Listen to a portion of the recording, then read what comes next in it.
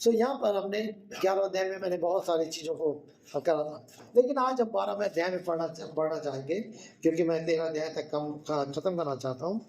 पर अगर 12 अध्याय में आने से पहले मैं 11 अध्याय के 38 39 और 40 पद को मैं पढ़ूंगा। आपको याद होगा कि जब हमने 11 अध्याय शुरू करा था तो हमने 10वें अध्याय के आखिरी 2 पदों को पढ़ा था, और जो विश्वास के बारे में यहाँ पर वो कह रहा है, संसार उनके योग्य नहीं था। किन लोगों के? जिनकी गवाही दी गई, संसार उनके योग्य नहीं था। वे रेगिस्तानों में, पर्वतों में, गुफाओं में, पृथ्वी के दरारों में छिपते फिरे, यद्यपि विश्वास ही के कारण इन सब की अच्छी गवाही दी गई। विश्वास ही के कारण इन सब की अच्छी गवाही दी। मैंने बताया था करीब 17 नाम है, और उसके अलावा कुछ और भी जिनका नाम नहीं दिया, जिनकी दौड़ के बारे में, जिनकी गवाही के बारे में वर्णन किया गया है, वो गवाही दी गई। फिर भी उन्होंने प्रतिज्ञा की हुई वस्तु को प्राप्त ना किया था। कौन सी प्रतिज्ञा की वस्तु? ये जब उन्होंने प्रतिज्ञा की, सबसे बड़ी प्रतिज्ञा परमेश्वर ने अपने इकलौते पुत्र की प्रतिज्ञा दी थी, और वो सबसे पहली प्रतिज्ञा थी जो उत्पत्ति उसके 3 अध्याय में और 15 पद में हम पाते हैं, कि जिसमें उसने पाप के नाश होने के बारे में कहा था। सो वो उसको देख नहीं सके, लेकिन मैं और आप धन हैं जो मैंने और आपने यीशु मसीह को जाना है। यद्यपि हमने देखा नहीं, लेकिन बहुत सारे लोगों ने उसको देखा जो समय थे, पर हमने विश्वास की आंखों से उसको जाना, पहचाना है। और तब वो कह रहा है कि चल के, क्योंकि परमेश्वर ने हमारे लिए पहले ही से एक उत्तम बात ठहराई है कि वे हमारे बिना सिद्धता प्राप्त ना करें। अब वो हमारे एक साक्षी उनके लिए एक और उत्तम कहना चाहिए सपोर्टिव, उनको सहारा देने वाले होंगे। क्यों? क्योंकि उन्होंने विश्वास के द्वारा आगे बढ़े हैं, दौड़े चले जा रहे हैं, सारी समस्याओं का, सारी कठिनाई का, विरोध का, शत्रुता का, सब कुछ का सामना कर रहे हैं। अग्नि का सामना किया, तलवार का सामना किया, अकाल का सामना किया, शत्रुओं का सामना किया, विरोध का सामना किया, बहुत कुछ सामना किया, लेकिन उनको कोई भी दौड़ में रोकने नहीं पाया। मेरे प्रियो, मसीह जीवन एक मैराथन दौड़ के समान है। मसीह विश्वास, क्रिश्चियन लाइफ जो है मैराथन दौड़ के समान है। इस बात को हमें जान, मैराथन दौड़ के समान। आप शायद मैराथन दौड़ के बारे में जानते होंगे। 490 बीसी में 490 बीसी में एथेन में एक युद्ध आरंभ हुआ, और ये युद्ध जो बहुत ही पर्शियन और यूनान के बीच में था, पर्शियन और यूनान के बीच में बहुत बड़ा युद्ध हुआ। और जब ये युद्ध हो रहा था तो ऐसा लग रहा था कि यूनान ग्रीस नाश हो जाएगा, लेकिन उसी समय यूनान ने इस पर्शियन पर विजय प्राप्त कर ली, और वहां से करीब 38 किलोमीटर एक जवान दौड़ता हुआ चला गया, और वो दौड़ता हुआ चला गया और उसने संदेश दिया कि यूनान जीत गया है, यूनान जीत गया है। 38 किलोमीटर दौड़ता दौड़ता उसने इस संदेश को, आनंद के संदेश को, कि मेरा देश यूनान जीत गया है, पर्शियन हार गया था, और उसको देते देते वो अपने स्थान पर पहुंचा। जैसे एथेन में पहुंचा और वो गिर गया और उसके प्राण निकल गए। लेकिन इसने इतनी लंबी दौड़ पूरी करके एक संदेश को पहुंचा दिया, यूनान जीत गया है। और उसी के पास से ये मैराथन दौड़ वहां से आरंभ हो गई। उसी के समय से 490 बीसी से के समय की बात है, ये बिफोर क्राइस्ट, उस समय की बात है। तब से मैराथन दौड़ आज भी जारी है। आपको मालूम है 2010 में हमारे उत्तर प्रदेश में बलिया की लड़की थी, दाविका थी, बहुत गरीब परिवार की थी, उसका नाम सुधा सिंह था, और उस सुधा सिंह ने ओलंपिक में ये मैराथन रेस को जीता था 2010 में। और मैराथन लंबी रेस होती है, 15 किलोमीटर, 20 किलोमीटर, 30 किलोमीटर, और उसको दौड़ना होता है, उनको दौड़ना होता है। मसीह जीवन एक मैराथन दौड़ के समान है उसे। और जो आज हम देखना चाह रहे हैं 12 अध्याय में, वो इसी चीज पर आगे और कुछ वर्णन कर रहा है। इससे पहले लेखक कुछ गवाहों को देता है। ये ऐसे गवाह हैं जिन्होंने विश्वास किया और विश्वास करने के कारण इन्होंने बहुत सारी चीजों को सामने किया, लेकिन फिर भी ये विश्वास में आगे बढ़ते गए। यद्यपि उनके सामने जो प्रतिज्ञा की चीज थी वो देखने पाए। हमारे लिए एक बड़ी ब्लेसिंग की आशीष है कि हमने उस प्रतिज्ञा की चीज को पाया है, और वो प्रतिज्ञा की चीज सबसे बढ़कर वो था जो प्रभु यीशु मसीह में। अभी हम आगे चल के देखेंगे किस प्रकार से पुराने नियम में और नए नियम में क्या बात 12 अध्याय में लेखक बताना चाहता है। सो आज हम थोड़ा सा जब आगे बढ़ते हैं 12 अध्याय में, तो ध्यान दीजिएगा इसमें 39 पद हैं, और 39 पदों में हम आगे एक एक करके थोड़ा देखते चले जाएंगे। 1 से 3 पद, 12 अध्याय के 1 से 3 पद ऐसा है जो पूरे विषय पर आधारित है। पूरे विषय पर आधारित वो मुझे और आपको सावधान करते हैं। यदि मैंने आपने प्रभु यीशु मसीह पर विश्वास किया है, मेरे प्रिय, प्रभु यीशु मसीह पर विश्वास करना बहुत अच्छा है और बहुत ही सरल भी कहा जाता है, लेकिन प्रभु यीशु मसीह के विश्वास में बने रह करके निरंतर आगे बढ़ना ये बहुत कठिन है। उसमें बिना परमेश्वर की सहायता के हम नहीं कर सकते, बिना समर्पण के हम नहीं कर सकते, बिना आज्ञाकारिता के नहीं कर सकते। हम पिछले दिनों में देख रहे थे किस प्रकार से अब्राहम परमेश्वर का आज्ञाकारी रहा, और 3 बार परमेश्वर ने उसको अलग अलग समय पे बुलाया।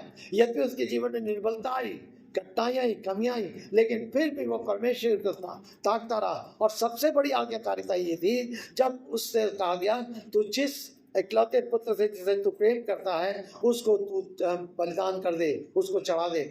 उसने उस आज्ञा को भी नहीं टाला, उसको भी माना, और इसलिए परमेश्वर ने उसको बहुत अधिक आशीष किया, और आशीष करके पूरे क्या नाम से मूल का अधिकारी बना दिया।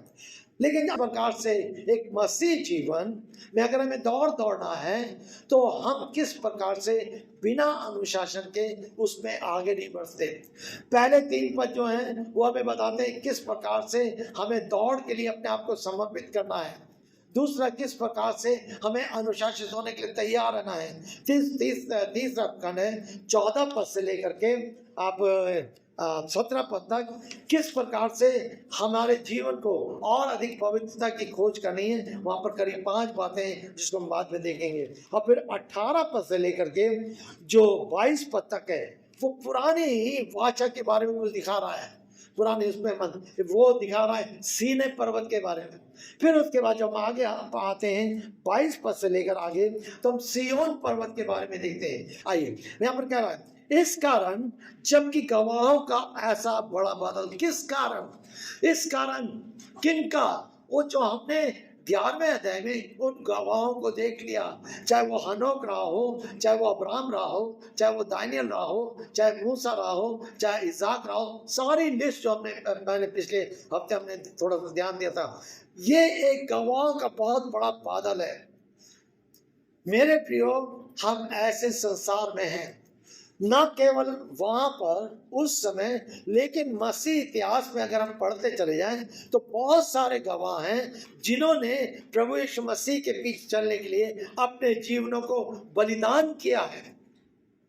बहुत सारे ऐसे गवाह हैं, यहाँ तक कि मैं कई बार अपने प्रचार में भारत के कुछ लोगों के बारे में वर्णन करता हूँ जिन्होंने प्रभु यीशु मसीह पाने के लिए अपने जीवनों को बलिदान किया है। बहुत सारे ऐसे लोग हैं मेरे प्रियो। लेकिन वो कह रहा जबकि हमारे सामने ऐसे बादल हैं जो घेरे, तो आओ, एक निमंत्रण है, तो आओ। करीब 6 बार वो शब्द आया, तो आओ, तो आओ, हम पहले देख चुके हैं। तो आओ, प्रत्येक बाधा और उलझाने वाले पाप को दूर करके वो दौड़ जिसमें हमें दौड़ना है, धीरज से दौड़े।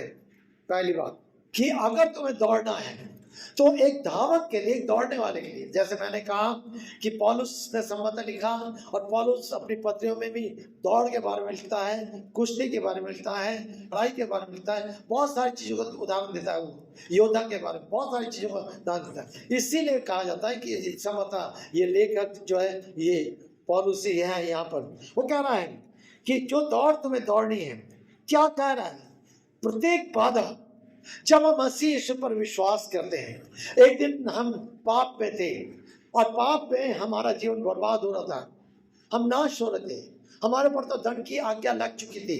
परमेश्वर का वचन कहता है सब ने पाप किया, सब परमेश्वर की महिमा से रहित है। जो प्राणी पाप करेगा निश्चय मर जाएगा। हमारे पर तो दंड की आज्ञा लग चुकी थी, हम तो पाप में जन्मे थे, पाप में बढ़ रहे थे, लेकिन परमेश्वर का धन्यवाद हो कि उसने मुझसे और आपसे पहले होकर प्रेम किया और अपने इकलौते पुत्र को मेरे और आपके लिए इस संसार में भेज दिया, ताकि वो मेरे और आपके लिए क्रूस पर बलिदान हो, मारा जाए, गाड़ा जाए और तीसरे दिन वो जी उठे। तीसरे दिन वो जी उठे और वो जी उठने के द्वारा और हमने उस पर विश्वास किया और विश्वास करने द्वारा हमने उस जीवन को प्राप्त किया है। वो कह रहा है जब तो आओ प्रत्येक बाधा, जब हम दौड़ में शामिल होते हैं तो हमारे सामने बहुत बाधाएं रहती हैं। तीन खास बातें हैं। पहली बात, एक धावक अपने जीवन में अपने शरीर पे बोझ को लेकर आगे नहीं बढ़ सकता। एक बार की कहावत है, एक जवान था और एक जवान बम्बई चला गया, अपने गांव से बम्बई चला गया और जब बम्बई चला गया, बम्बई में कुछ समय रहा, उसने खूब पैसा कमाया, खूब पैसा कमाया, कपड़े बदल गए, सब कुछ हो गया। अब लेकिन जब अपने गांव से निकलता था तो गांव से उसको नाव पे बैठ करके एक नदी पार करके तब दूसरी छोर पे आना होता था, तब वो आगे यात्रा कर पाता था। अब वापिस भी आना है तो वही इस तरह से आएगा, आ करके फिर नदी किनारे आएगा, नाव पे बैठेगा और नाव उसको इस किनारे लाएगी। जब वो वापस आया तो उसके पास बहुत कपड़े थे, सब कुछ था, अच्छा था, कोट पे उसने बहुत सारे अपने पैसों को भरा हुआ था और तब नाव चलाने वाला है, उसको देखा, उसने कहा मुझे उस पार जाना है और तब वो बैठ कर बात करने लगा मला से, कहने लगा तुम्हें कितना पैसा? उसने कहा मैं तो दिन भर मेहनत करता हूँ, मजदूरी करता हूँ, तो ये है वो है।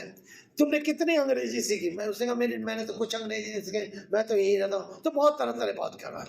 अब जब बात कर रहा था वो अपने आप में बहुत दिखाता, मैंने पैसे कमाया है, मैंने भाषा सीखी है, मेरे पास कपड़े हैं, ये सब कुछ कह के वर्णन करते चला जाता। जब धीरे धीरे नाव आगे बढ़ी तो बीच में आकर के डगमगाने लगी, बीच में आकर तो पता चला कि उसके जेब में जो चेन भरी पड़ी है उससे वो नाव बहुत भारी हो रही है और डगमा रही है। तो उससे कहा कि ये जेब में से तुम अपना चेन फेंक दो, चेन फेंक दो, ये पैसा फेंक दो, नहीं तो तुम डूब जाओगे। उसने क्या फेंका? उसने पूछा मल्ला ने, क्या तुम तैरना जानते हो? उसने कहा नहीं, तैरना नहीं आते। तुमने भाषा सीखी, तुमने पैसा कमाया, तुमने सब कुछ कमाया, लेकिन तुमने तैरना नहीं सीखा, अब तुम डूबोगे, मरोगे। वो घबरा गया।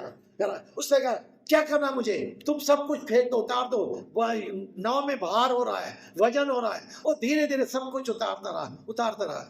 तब जब सब कुछ उतार दिया, नाव ठीक हो गई। कहने लगा बताओ कौन काम में आया, क्या चीज तुम्हारे काम में है? मेरे प्रियो सच है, हमारे जीवन में सारी चीज काम में नहीं आते। हम कभी भी अपने जीवन भार को लेकर के, दुनिया की चीजों को लेकर के परमेश्वर के विश्वास की दौड़ में आगे नहीं बढ़ सकते।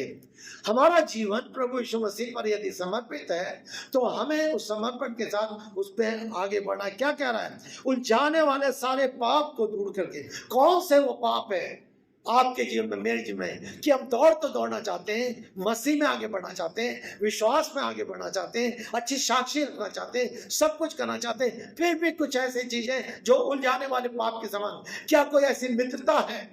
क्या कोई ऐसी गंदी आदत है? क्या ऐसा कोई लालच है? क्या कोई ऐसा स्वभाव है? जो कोई ऐसी चीज है, अपवित्रता है, जिसके कारण मैं अपनी दौड़ को जैसे मुझे दौड़ना चाहिए मैं दौड़ने में सफल नहीं हो पा रहा हूं? मेरे प्रियो, ये सच है। ये सारी चीजें मेरे और आपके जीवन में एक बाधा के समान है और जब तक वो बाधा मेरे और आपके जीवन में दूर ना हो, हम अच्छी तरह दौड़ नहीं सकते। वो कह रहा है उस सारी चीजों को करके, अलग करके, जिसमें हमें दौड़ना, धीरज से दौड़े। तीन बातें वो कहना चाहता है आगे चल करके। पहली बात, हम अपने आप को हल्का करें, सारी चीज को हटाएं। दूसरी चीज, हम यीशु की ओर ताकें। प्रभु कहता है यीशु, और वो कहता है कि सिद्ध करने वाले यीशु पर अपनी दृष्टि लगाए रहे। हमारी दृष्टि यीशु की ओर लगी नहीं है।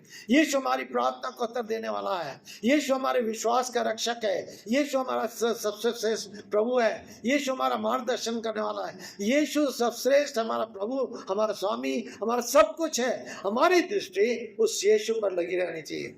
हम यीशु पर दृष्टि लगाएंगे, संसार पर भी दृष्टि लगाएंगे। हम यीशु से बात करेंगे, संसार से बात करेंगे। जवानों के सामने बहुत सारे टेम्पटेशन है। जवानी के आयु में हमने बहुत सारी बातों को समझाया है, सिखाने का प्रयास किया है, बात करी है कि जवानी के में मित्रता बहुत जल्दी आई में ऐसी गलत मित्रता में भी ये लोग फंस जाते हैं, जिसके कारण इनका जीवन उलझनों में फंस जाता है और बाद में ये अपने कहरे से वंचित हो जाते हैं और पता चला इनका जीवन बर्बाद हो गया। और इसलिए बहुत सारी चीजें, बहुत सारे सेवकों को देखना है। सेवक जो सेवा कर रहे हैं, क्या उनका जीवन है? क्या सचमुच उनका जीवन केवल सच्चाई के साथ आत्माओं को जीता, उनको बचाना, उनके लिए सच्चाई के साथ वचन की सेवा करना, या उनके माध्यम के द्वारा अपनी जीविका की चिंता करना, अपने पेट का पालना? और कितने ऐसे हैं जो आज इसी तरह से मुझे और आपको सावधान रहना है। और वही कहता है कि सारे उलझन। दूसरी बात, यीशु की ओर से क्योंकि ताकना है। यीशु हमें सिद्ध करने वाला है, यीशु हमें सही रास्ते पे ले जाने वाला है। और तब वो कहता है ना केवल, लेकिन तीसरी बात, उसके विश्वास योग्यता के साथ हमें दौड़ना है। दूसरा पद में अपनी दृष्टि लगाए रहे, जिसने उस आनंद के लिए जो सामने रखा था, लज्जा की कुछ चिंता ना करके क्रूस पर दुख सहा और परमेश्वर के सिंहासन के दाहिने बैठ गया। इसलिए उस पर ध्यान करो जिसने पापियों का अपने विरोध में इतना विद्रोह सह लिया कि तुम थक कर निरुत्साही ना हो जाओ। जो विरोध, जो विद्रोह, जो बदला, जो हानि, जो कुछ मुझे और आपको सहनी थी, उस प्रभु यीशु मसीह ने उसने इसलिए सह लिया ताकि हम इस दौड़ में किसी प्रकार से निरुत्साही ना हो जाए, निराश ना हो जाए, हताश ना हो जाए, थक ना जाए और थक करके हमारी दौड़ रुक जाए। कितने लोग हैं जो मसीह विश्वास में आते हैं, थोड़ी देर आगे बढ़ते हैं पर पीछे हट जाते हैं। थोड़ी देर विश्वास किया, कुछ कठिनाई आ गई, पीछे लौट गए। नहीं, प्रभु यीशु मसीह ने मेरे और आपके लिए वो सब कुछ सह लिया है जो संसार में रहते हुए मुझे और आपको सहना पड़ सकता है। और इसलिए मेरी और आपकी दृष्टि उस पर लगी रहनी है। इसलिए मुझे और आपका उसको ध्यान रखना है। और यीशु मसीह हमारे उस रेस का कप्तान है, हमारे इस दौड़ का कप्तान है। यीशु मसीह हमारा कप्तान है, वो हमारा सहायक है, वो ऐसा प्रभु है, वही हमारा सच में हमारा इनाम को देने वाला है। और इसलिए हम उसकी ओर देखते हुए आगे बढ़ते हैं। सो पहले 3 पद में वो कहना चाहता है कि हमें किस प्रकार से इन सारी चीजों को हटा करके आगे बढ़ना है। 4 पद से लेकर के 12 पद तक वो ताड़ना की बात करता है। और इन करीब 9-10 पद में कम से कम 9 बार एक शब्द आया, ताड़ना। इंग्लिश में डिसिप्लिन है, इंग्लिश में डिसिप्लिन। क्यों? एकदम से विषय परमेश्वर कहाँ ले आता है? परमेश्वर दौड़ की बात कर रहा है, अब दौड़ से आकर के एकदम परमेश्वर डिसिप्लिन की बात करता है। मेरे प्रियो, ये सच है, एक मसीह जीवन में जब तक परमेश्वर मसीह जीवन को अनुशासित ना करें, हम उस दौड़ में आगे नहीं बढ़ सकते इस दौड़ में। और हमें परमेश्वर के उस अनुशासन को पहचानना है। परमेश्वर के सच है, हम परमेश्वर के प्रेम को चाहते हैं, हम परमेश्वर की दया को चाहते हैं, हम परमेश्वर के अनुग्रह को चाहते हैं, हम परमेश्वर की क्षमा को चाहते हैं, हम परमेश्वर की शांति, सब कुछ को चाहते हैं जो सकारात्मक चीजें चाहते, लेकिन हम उसके अनुशासन को नहीं चाहते।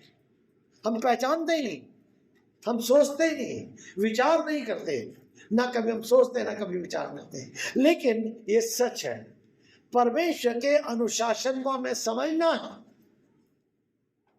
जब कोई भी कठिनाई हमारे सामने आती है, जब कोई भी परीक्षा हमारे सामने आती है, जब कोई भी बीमारी हमारे सामने आती है, जब कोई हमें पूछना प्रभु ये क्यों है, इसके द्वारा आप क्या सिखाना चाहते हैं। दाऊद अपने भजन संहिता में बहुत जगह कुछ इसी तरह की बातों करता है। दाऊद अगर भजन संहिता 119 देखेंगे तो 119 में, वो 71 में, उसके बाद भजन संहिता 54-12 में वो इसी बात कहता है। दाऊद कहता है, भलावा कि कष्ट मेरे पर आया, जिससे मैंने तेरी व्यवस्था को जाना है। भला हुआ कि तेरी विधियों को मैं सीख सकूं। उसकी ये इच्छा थी।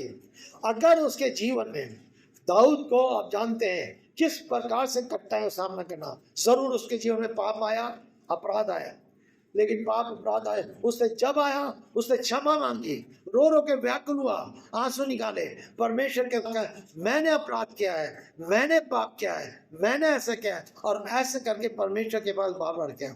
और तब वो कहता है, जब भजन संहिता 119 में बार बार वो कहता है मैं तो अपने मार्ग से भटक गया था, मैं तो उस मार्ग से भटक गया था, लेकिन तेरी ताड़ना ने मुझे पुनः तेरी व्यवस्था की निकटता में ले आया है।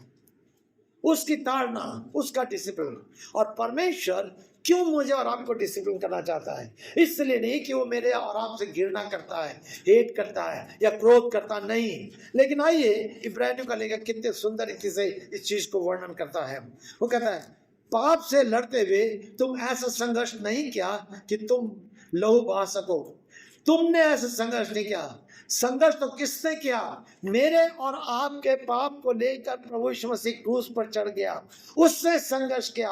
जब वो गethsemane बाग में प्रार्थना कर रहा था, और लिखा हुआ है उसका पसीना खून की बूंदे बन बन के टपक रहा था, क्योंकि संसार के सारा पाप उसके ऊपर लाद दिया गया था। वो तो निष्पाप था, उसने तो कोई पाप नहीं किया था, पर मेरे और आपके लिए वो पाप बन गया। मेरे और आपके लिए उसने अपने ऊपर पाप ले लिया, और वो पाप के कारण उसके अपने लहू बहाया। वो कह रहा है, तुमने तो ऐसा नहीं किया था, लहू बहाओ। और तुम उस उपदेश को जो तुम्हें पुत्र मानकर दिया गया है भूल गए हो।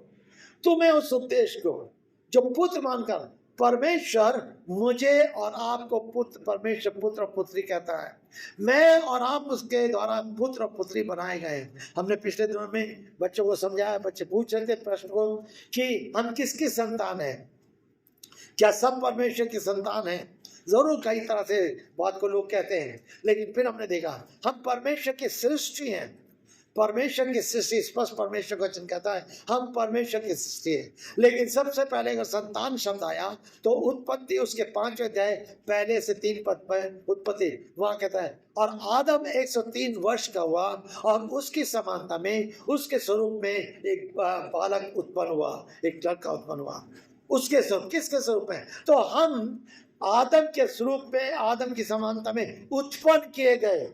हम आदम हवा की संतान है। और इसीलिए वो आगे चलकर कहता है, जितनों ने उसे ग्रहण किया उन्हें परमेश्वर ने अपनी संतान होने का अधिकार दिया। ना तो वे लहू से, न शरीर से, न मनुष्य की इच्छा से, न मनुष्य उत्पन्न हुए, लेकिन वे परमेश्वर के आत्मा द्वारा उत्पन्न है। मेरे प्रियो, ये सच है, हम परमेश्वर की सृष्टि हैं, और वो सृष्टि जो बिगड़ गई है, लेकिन प्रभु यीशु मसीह में आकर के हम विश्वास करने द्वारा उसके संतान बनते हैं, और तब वो मुझे और आपको अपना पुत्र और पुत्री कहलाता है। और यहाँ पर वो कह रहा है, मैं इसी में आगे चल करके 4 पद में 5 पद, तुम उस उपदेश को जो तुम्हें पुत्र मानकर दिया गया है भूल गए। कौन सा उपदेश दिया गया? अब वो आगे वर्णन करता है, कहता है, हे मेरे पुत्र, प्रभु की ताड़ना को हल्की बात मत समझ। नीचे आप पढ़ेंगे तो आपके उसके फुटनोट दिए गए हैं नीति वचन से। हे मेरे पुत्र, प्रभु की ताड़ना को हल्की बात मत समझ, और जब वो तुझे झिड़के तो हताश न होना, जब वो तुझे डांटे तो क्रोधित न होना, व्याकुल न होना, हताश न होना, परंतु पूछना, उससे जानना, प्रभु क्यों, आप क्या सिखाना चाहते हैं, आप क्या कहना चाहते हैं। कई बार हम भूल जाते हैं कि परमेश्वर हमसे प्यार करता है, परमेश्वर के हम संतान हैं। और तो आगे क्या कहता है, क्योंकि प्रभु जिससे प्रेम करता है उसकी ताड़ना भी करता है, और जिसे पुत्र बना लेता है उसे कोड़े भी लगाता है। जिससे प्रेम करता है, हमारे बच्चे, बाइबल में बहुत सारे पद हैं नीति वचन में, साफ लिखा हुआ है, अगर एक पिता अपने पुत्र की ताड़ना नहीं करता तो इसका मतलब वो अपने पुत्र से प्यार नहीं करता। मैं बार बार बोलता हूँ, लाड दिखाना अलग है, प्यार दिखाना अलग है। और कई बार माता पिता, दादा दादी, नाना नानी लाड में अपने बच्चों को बर्बाद कर देते हैं। अगर पिता डांट दे रहा है, कुछ कर रहा है, नहीं नहीं नहीं उसको मत आना, उसको मत आना, हाँ बेटा आता बेटा, गया सोच लिए गया पहले ही दिन बाप ने बर्बाद। अगर उसको ताड़ना दी गई है, बेटा तुमने गलती करी है, तुम अपने पापा के पास जाओ, मम्मी के पास जाओ, उनसे सॉरी कहो, तब हम मेरे पास आओ। हम नहीं समझते, बाइबल बताती है, बाइबल को सीखिए परमेश्वर। इसीलिए मैं कहता हूँ फैमिली में बहुत जरूरी है किस प्रकार से पति पत्नी, किस प्रकार से माता, है ना। अगर बच्चों को कुछ मम्मी कह रही है तो मम्मी, बच्चे पापा के पास जाते हैं, नहीं, जो मम्मी कह रही है उसको सुन। तब पति पत्नी आपस में बात करके तब बात बच्चों मालूम होगा कि हमारे मम्मी पापा एक ही साथ चलेंगे। और बच्चे बहुत चालाक होते हैं, है ना। कई बार हम कहते हैं अरे तो बच्चा सब कुछ नहीं मालूम, ये तो बच्चा कुछ नहीं, ये तो बच्चा है। और थोड़ी देर बाद कहेंगे अरे हमारा बच्चा बहुत होशियार है, हमारा बच्चा है। हम कैसे पलटते हैं, एक मिनट कहेंगे ये बच्चा कुछ नहीं, एक बच्चा है, बच्चा कुछ नहीं मालूम, दूसरे हमारा बच्चा बहुत होशियार है। अब कहाँ है, कहाँ है, समझना है। परमेश्वर की ताड़ने की बात कर रहा है, मेरे पे डिसिप्लिन की बात कर रहा है। ये प्रभु यीशु मसीह हमारे साथ ऐसे करता है, जिससे वो प्यार करता है वो हमें ताड़ना भी देता है, वो हमें ताड़ना देता है। कई बार परमेश्वर में बिस्तरों में डालता है, काय को डालता है, रोने के लिए नहीं, लेकिन धन्य है वो लोग जो बिस्तर में रह करके परमेश्वर के वचन को पढ़ते हैं, पुस्तकों को पढ़ते हैं, परमेश्वर से प्रार्थना करते हैं और उन परमेश्वर को देख करके उसके साथ आगे बढ़ते हैं। और जब वो चंगे हो जाते हैं, आगे बढ़ते हैं, तो उनका एक कदम और विश्वास में आगे बढ़ के परमेश्वर को प्रकट करने वाला है। लेकिन कई बार हमारे जीवन में दुख आता है, बीमारी आती है, सब कुछ आता है, कोई नहीं बचता, कोई नहीं बचता मेरे प्रियो। लेकिन हम किस प्रकार से प्रत्युत्तर देते हैं, कितना अधिक। मुझे मालूम है, माफ कीजिए मैं अपना उदाहरण दे रहा हूँ। जब मेरा भी छोटा सा ऑपरेशन हो रहा था और क्या नाम से डॉक्टर जब मुझे खोल करके ड्रेसिंग करते ही मुझे मालूम किस तरह से पेन होता, मैं एक ही बात याद कर रहा था, प्रभु आपने मेरे लिए कितना दुख सहा, आपने मेरे कितना दुख सहा। मैं उस दुख को याद कर रहा था जो प्रभु यीशु मसीह ने मेरे पाप के कारण क्रूस पर सह। परमेश्वर मुझे याद दिला रहा था क्या दुख है इस संसार में और उसने क्या दुख सहा। और मैंने वहीं पर बार बार प्रभु का धन्यवाद किया, बार बार प्रभु का। मेरे प्रिय परमेश्वर हमसे प्यार करता है, हमसे बात करता है, हमें ताड़ना हमारी हानि के लिए नहीं देता। एक पिता, माता पिता जब बच्चों को ताड़ना देते उसकी हानि के लिए नहीं करते। हाँ, तरीका हमारा क्या है उसको हमें समझना है। कभी भी अपने बच्चों को आप शाप मत दीजिए, मर क्या होता था अच्छा होता, कभी मत कहिए।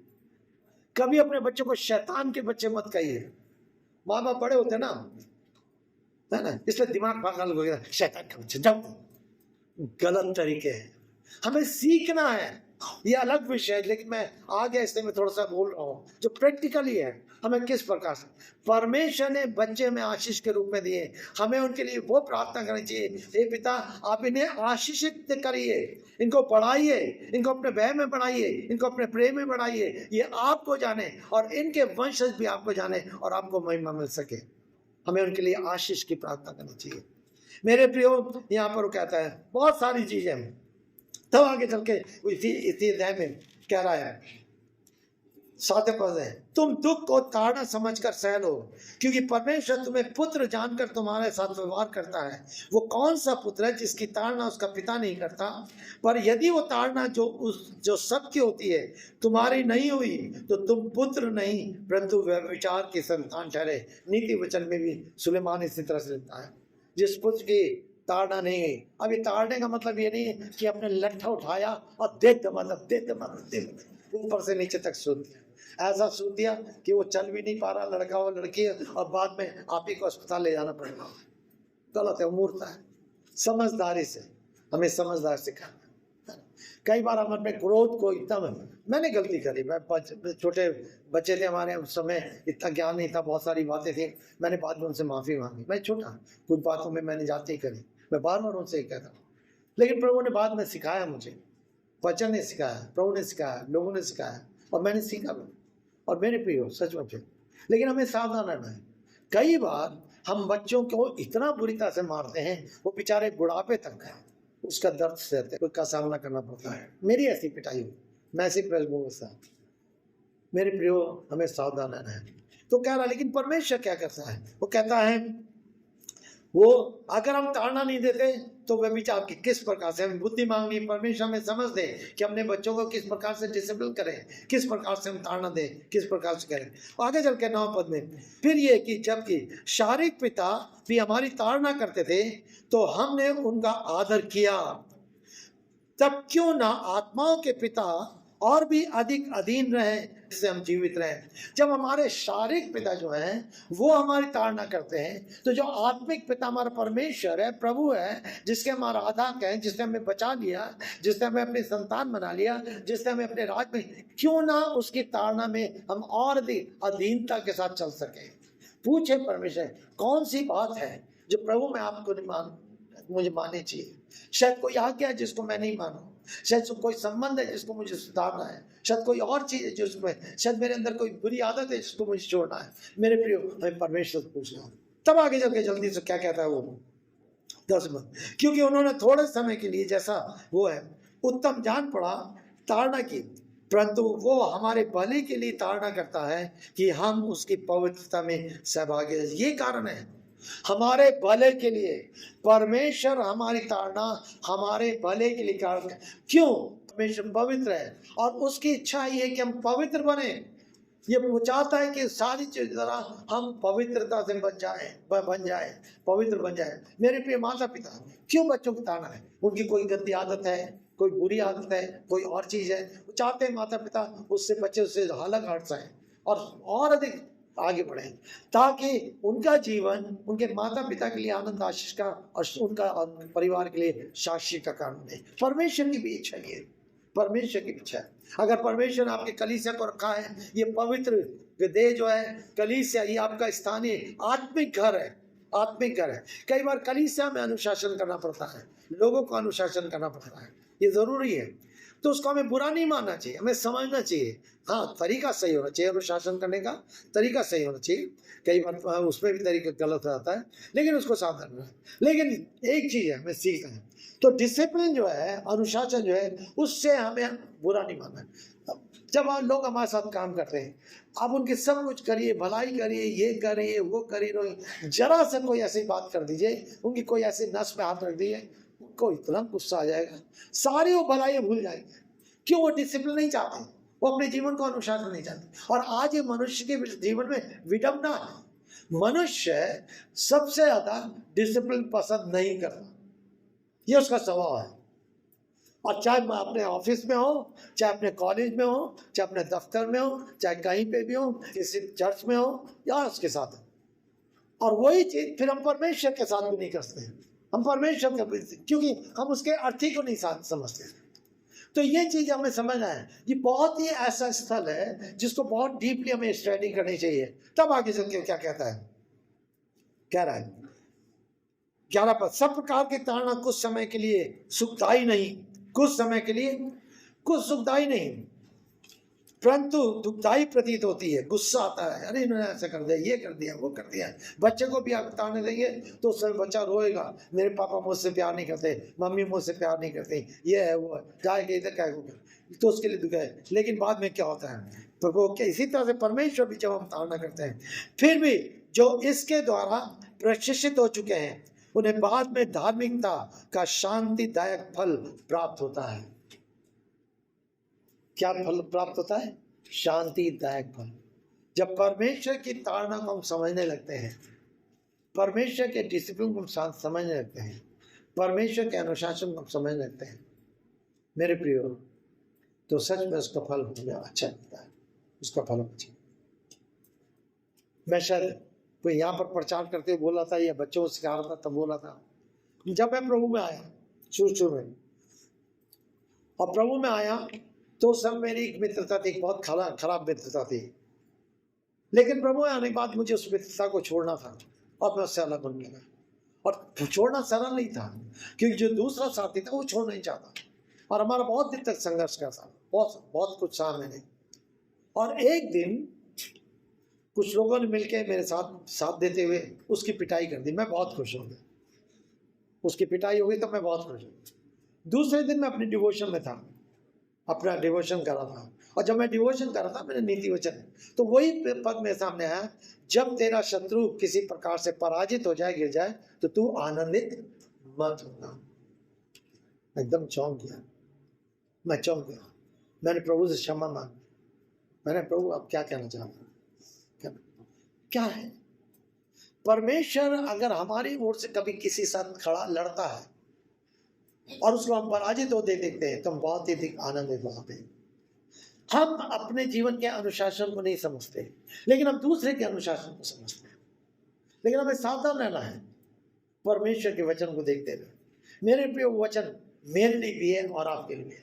मैं जो यहाँ खड़ा होकर प्रचार कर रहा हूँ, बाइबल में लिखा है, जो प्रचार करते हैं उनसे परमेश्वर और अधिक लिखा लेगा। हमें और अधिक गंभीरता के साथ यहाँ खड़े होकर सेवा करनी पड़ती है, क्योंकि हम एक दिन आपके प्रति उत्तरदायी होंगे। अगर हमने नहीं सिखाया तब भी हमें परमेश्वर को देना होगा कि हमने अपनी कलीसिया के लोगों नहीं सिखाया। अगर सिखाया और आपको सिखाया खुद नहीं करा, तब भी हमें उत्तर देना पड़ेगा। तो हम सावधान रहते हैं। इसीलिए परमेश्वर वचन की शिक्षाओं को हम खुल के आपके सामने पहुंचाते हैं कि एक आत्मिक जीवन किस प्रकार से हमारा होना है, तब आगे चल के वो कुछ और बात करता है। ये सारी धारणा की बात 12 पद है, क्लोजिंग है।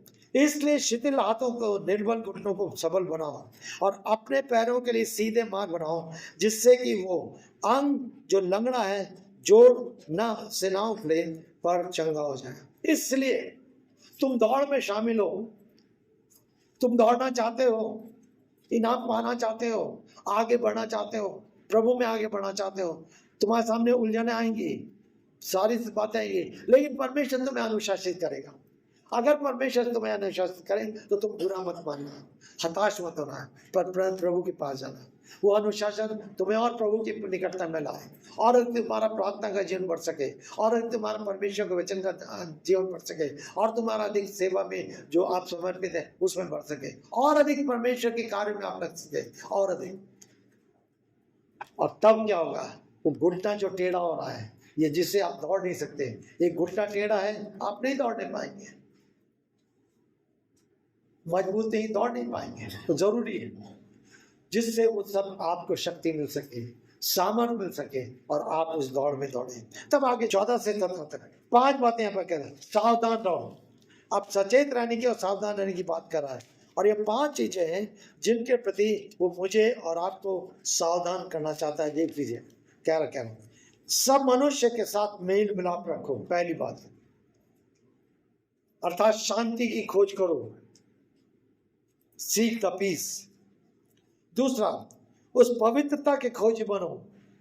परमेश्वर बार बार पवित्रता बात करता है, बार बार। और मेरे प्रिय, मुझे और आपको सावधान रहना चाहिए। कई बार हम अपनी मुंह को से अपवित्र शब्द को इस्तेमाल करते हैं। घर में पति पत्नियों को बोलते हैं उल्टा सीधा, माता पिता बच्चों को बोल देते हैं, या बहनें बच्चों को बोल देती हैं, या कॉलेज में कहीं और है हम बात करते हैं, ऑफिस में कहीं है, हमारे मुंह से नहीं, हमारे होठों से भी अशुद्ध शब्द नहीं आना चाहिए।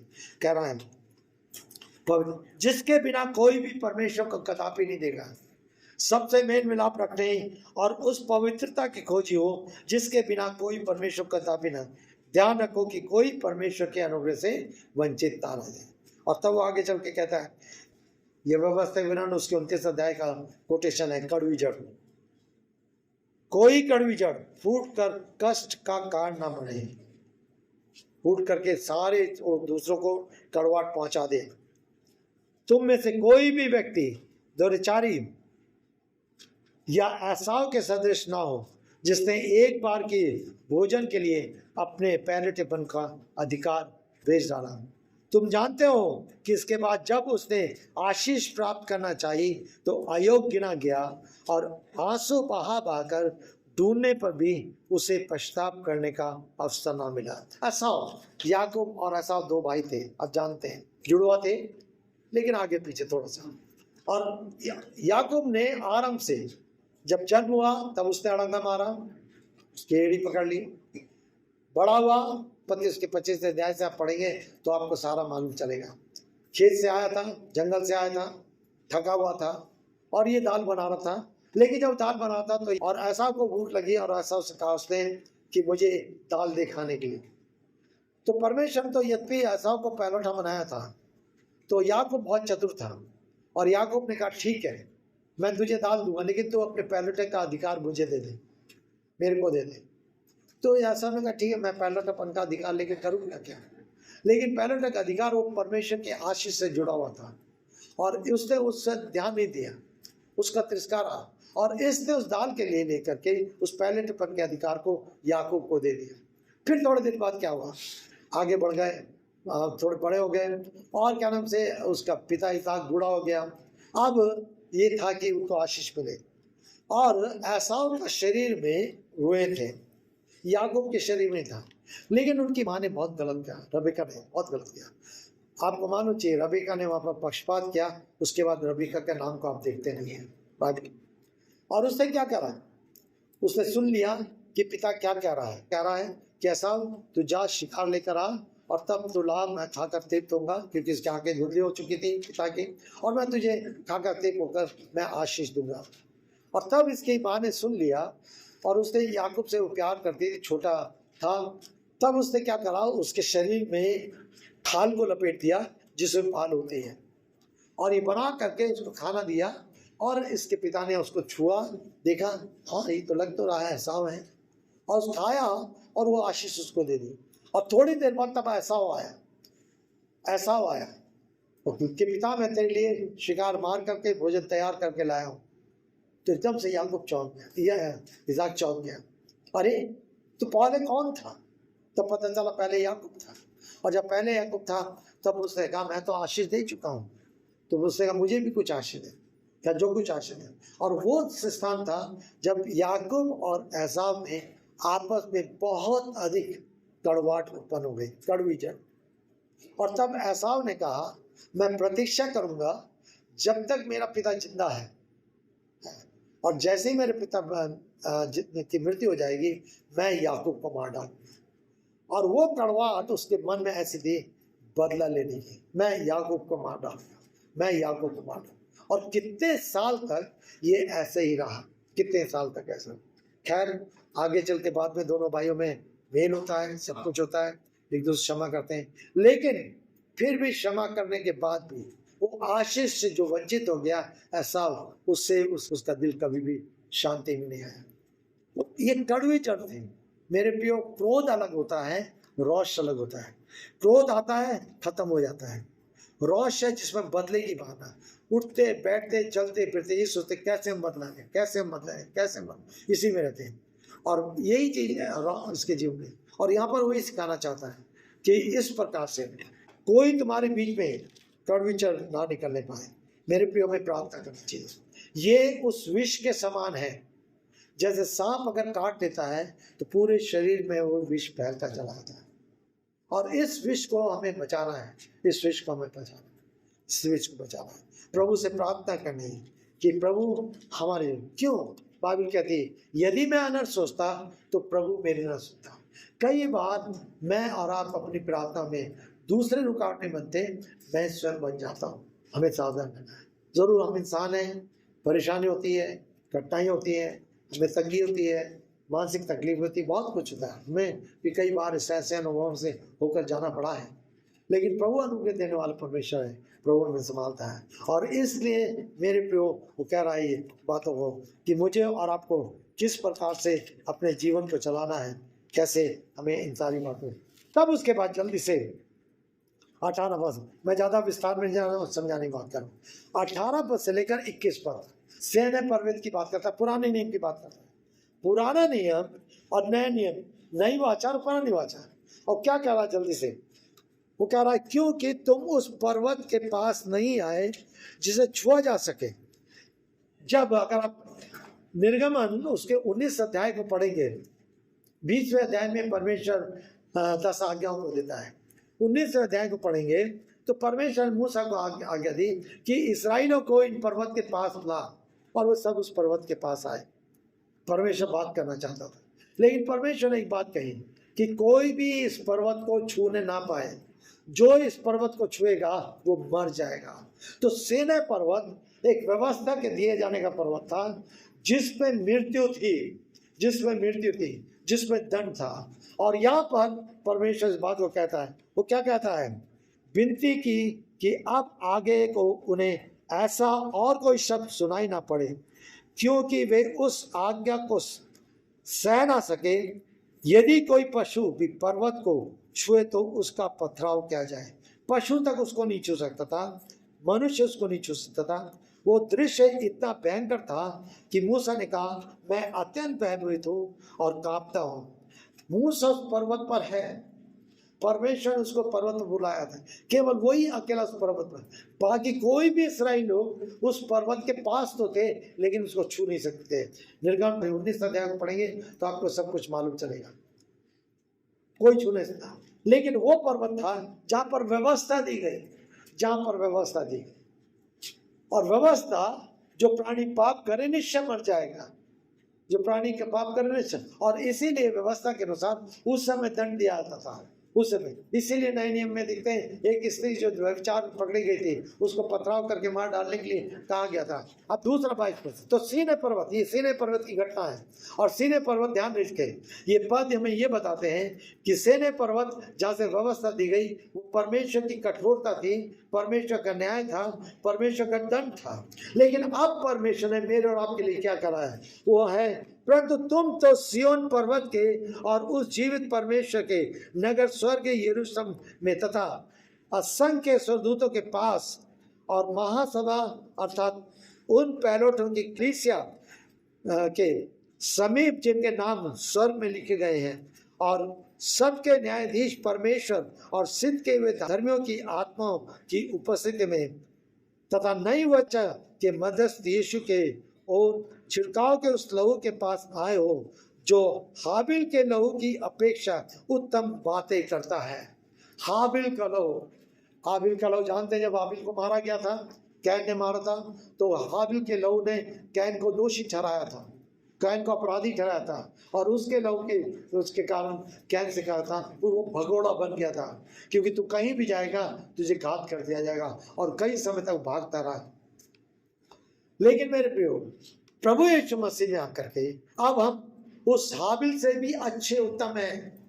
प्रभु यीशु मसीह, अब ये सिय्योन पर्वत जो है वो आशीष का पर्वत है, अनुग्रह का पर्वत है।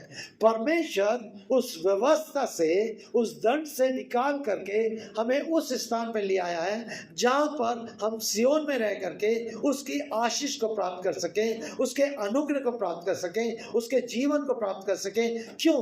अब परमेश्वर पिता हमारे साथ है, परमेश्वर पुत्र हमारे साथ है, उसकी धन्य आशा हमारे साथ है, और उस उत्तम देश जो उसने मेरे और आपके लिए तैयार किया है, हम उसके उस स्थान के वासी होने के लिए तैयार हैं, जो प्रभु यीशु मसीह के द्वारा तैयार किया गया है। और ये इस बात को कहता है, क्योंकि कह रहा है, और छिड़काव के उस लहू के पास आए हो जो हाबिल के लहू से। तब 25 पद, सावधान रहो और उस बोलने वाले का इनकार ना करो, क्योंकि जब वे लोग पृथ्वी पर चेतावनी देने वाले की अनसुनी करके ना बच सके, तो स्वर्ग से चेतावनी देने वाले की अनसुनी करके हम बिल्कुल ना बच नहीं।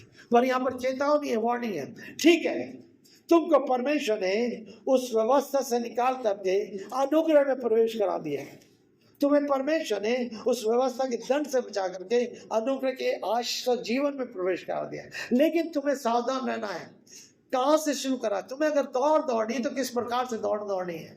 तुम एक दौड़ में शामिल हो। इस दौड़ में शामिल होने का कारण तुम्हारा विश्वास कैसा होना चाहिए? तुम्हारे सामने वो झालेवादी बातों को सबको दूर हटाना है, चाहे कैसी हो जाए। आपके संबंधी होते हैं, आपके मित्र होते हैं, आपकी आदत होती है, आपका स्वभाव होता है, कोई भी चीज जो मसीह जीवन में, मसीह विश्वास में आपके जीवन में आगे बढ़ने रुकावट, उनको हटाते हुए आप आगे बढ़ते जाए।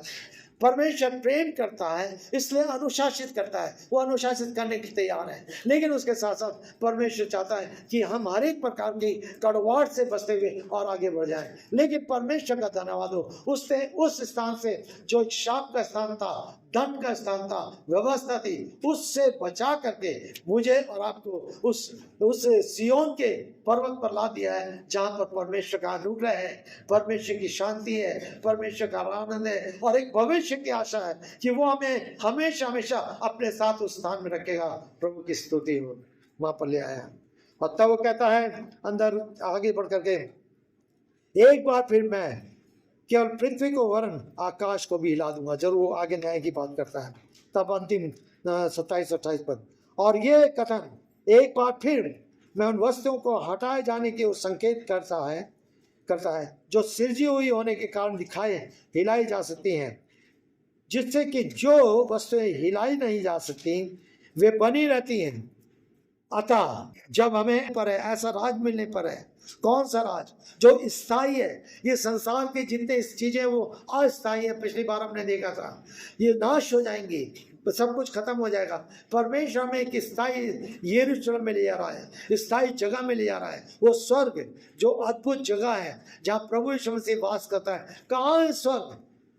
कैसा स्वर्ग हम नहीं जानते, लेकिन परमेश्वर का वचन बताता है कि उस स्वर्ग में परमेश्वर का वो स्थान है जहाँ पर परमेश्वर स्वयं वास करता है, और एक दिन मुझे और आपको भी ले जाएगा और हम उसको जैसा वे उसको देखेंगे। वहाँ पर ना तो कोई रोना होगा, ना कोई दांत का पीसना होगा, ना कोई कड़वाहट होगी, ना कोई और होगा। परमेश्वर में सब कुछ नया बनाएगा और हम उसके साथ अनंत काल तक राज करेंगे यहाँ पर। तो आओ हम कृतज्ञ होकर आदर और भय सहित परमेश्वर की ऐसी उपासना करें जो ग्रहण योग्य हो, क्योंकि हमारा परमेश्वर भस्म करने वाली आग है। इसलिए आओ। किस लिए आओ? क्योंकि उसने हमें उस पर्वत से, जो न्याय का पर्वत था, जो दंड का पर्वत था, जिसको छू नहीं सकते थे, जो छूता तो तुरंत मर जाता, उस पर्वत से बचा के परमेश्वर ने सिय्योन के पर्वत में पहुंचा दिया, जो अनुग्रह का पर्वत है, आशीष का पर्वत है, शांति का पर्वत है, भविष्य की आशा पर्वत है, और जो हमें आगे उस स्थान पे ले जा रहा है जो अद्भुत स्थान होगा। तो हमें सावधान होकर के भय के साथ पवित्रता से जीवन व्यतीत करना है। ये अंतिम बात है। हमें भय के साथ, परमेश्वर के साथ पवित्रता से व्यतीत करना है। प्रभु मेरी और आपकी सहायता करे कि हम इस वचन को और अधिक समझ सकते हैं, और मेरी और आपकी सहायता करे कि सच में जब दौड़ में हम शामिल हैं तो हम उस भय के साथ आगे बढ़ सकें। थोड़ी देर के लिए आपने सोच लीजिए, क्या आप सचमुच में उस प्रभु के दौड़ में शामिल हैं? कौन सी चीज़ आपके जीवन में जो आपके रुक जाने वाले पाप के समान है, जो आपके दौड़ में बाधक बन रही है, जो रुकावट डाल रही है आपके विश्वास में, आपकी आज्ञाकारिता में, प्रभु का आदर करने में, प्रभु के साथ चलने में, प्रभु का सम्मान करने में? कौन सी चीज़ है? प्रभु करें। आइए हम प्रार्थना करें।